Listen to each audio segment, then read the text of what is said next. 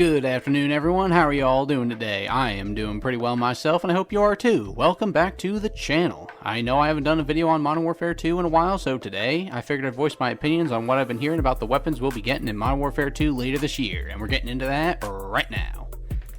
Before I get into this, I just want to preface this video by saying that much of what I'm mentioning here is still conjecture. Sure, you might see some weapons in trailers and such, but until the game actually releases, none of these weapons are guaranteed to be included. Regardless, I'll be voicing my opinions on certain ones anyway. Also, I'm getting most of my weapon news from Twitter and from earlygame.com, so if anything's off about this list, lay the blame at their feet. I can only go off of what I'm told. We start off, of course, with my favorite category, the assault rifles. Here we first see the Mark 47 listed, and if you really want to know, this is just the American AK with an Armalite rifle style barrel. If anything, I imagine it'll perform exceptionally similarly to the AKs in the game, but we'll get to those later. After that, we're shown to have the DT MDR, which happens to be a bullpup rifle, much like the Ram 7 and the AUG. I don't have much to compare it to, so I have no opinions on this weapon as of now. Next, we have the Beretta ARX 160, otherwise known as the AR 160, my second favorite AR from Battlefield 4. If it's anything like that version, it'll have a pretty fast rate of fire, lower recoil, and average to below average damage. I'll certainly be looking forward to testing this one out. We of course have the AKs, which I'm just wholly uninterested in unless they are the newer variants, but I am not holding my breath. The final assault rifle on this list is the ACR, another weapon I did not get to experience in the original Modern Warfare 2. My only experiences with this have been in Battlefield 4, and there, at least from what I hear, it was very different from the COD version. The COD version seems to have had a blistering rate of fire with almost no recoil. The ACRW in Battlefield 4, however, required a little more risk and reward. It was super fast as well, with a 4-shot kill potential, but it also kicked like a mule, so it was best for fighting up close. Hopefully we'll see a balance between these two iterations. Now we move on to SMGs. I am annoyed to report that the MP5 will be returning as the MP5K, because whoopee, we have the same boring-ass weapon we've had before. There are other 9mm SMGs out there, guys, come on.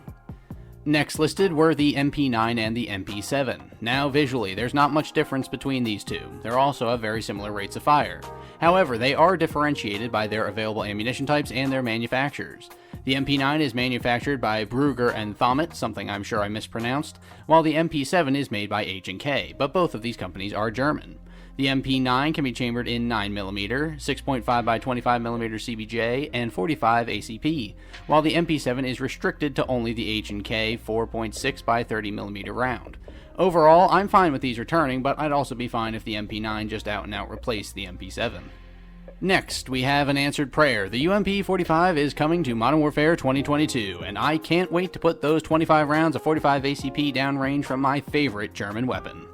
And the last SMG we know of is the VZ61, otherwise known as the Scorpion Machine Pistol, not to be confused with the CZ Scorpion EVO.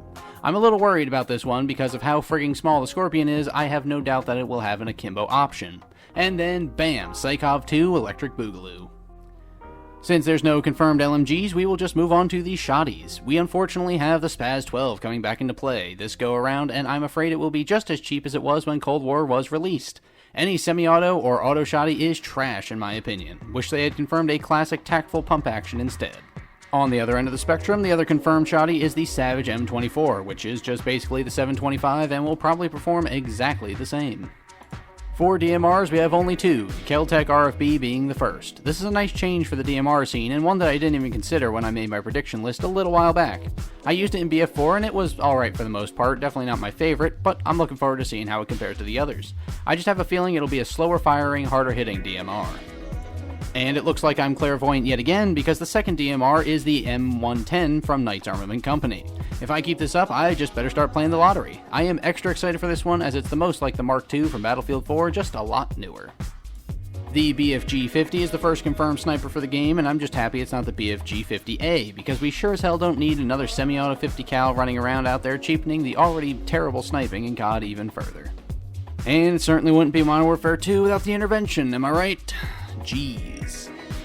For our next category, I am surprised to see a whole 3 lever-action weapons confirmed for this game, and I certainly would not have expected this from a modern military shooter. First up, we have the Winchester 1892, which is exactly the same lever-action that we had in Modern Warfare 2019. Next is the Browning BLR, a newer lever-action that I'm kinda interested in, seeing as it's fed from a 3 to 5 round detachable box magazine instead of a tube that you feed rounds into one at a time. I'm interested to see how it'll fare compared to other similar weapons. Then the third lever action we have access to will be the Savage M99, another American lever action with yet another interesting feed system. Instead of the tube to feed a single round or a detachable box, this rifle has a revolver-style cylinder to cycle through rounds. Now, the only way this will function differently than the Winchester is if there is a speed loader option to reload all 6 rounds at once, but that remains to be seen, of course. For pistols, we kinda have the 1911, but not really. Instead, we have the AMT Hardballer, which is built off the 1911 frame. It can be chambered in a number of calibers, so that'll probably be what differentiates it in-game from the classic 1911. Next, we have a Beretta pistol with literally no distinction as to what kind it is, so great reporting there, guys. Helpful.